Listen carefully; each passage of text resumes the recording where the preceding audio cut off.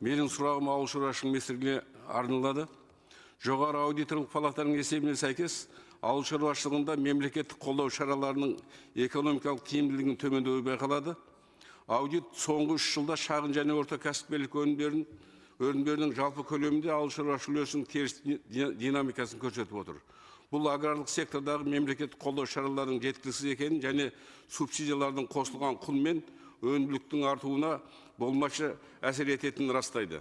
Мемлекеттік қолдаудың қомақты көлеміне қарамастан, ауыл шаруашылығында шағын және орта кәсіпкерлік өнімдерінің жалпы үлесінің 2022 жылғы 8%-дан 24 жылы 5-8%-ға дейін төмендеуіне не себеп болды?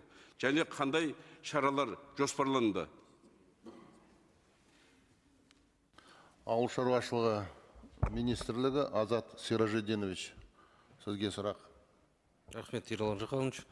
Құрметті Жығылай Молдығалықұлы, бірінші кезекте саланың бөлінетін субсидияның жартысы, ол қаржы құралдарға жататын субсидия.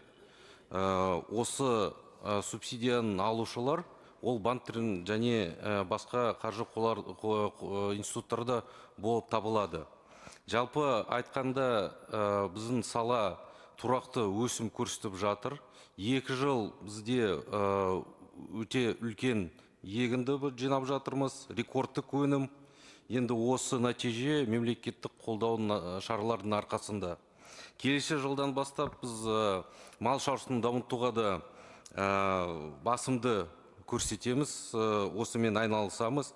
Енді сіздің сұрақ бойынша орта және шағын бизнестердің үлесін төмендеуіні бізде статистикалық деректердің нақтылауға да бойынша жүргізілген жұмыстарға да біз байланыстырамыз.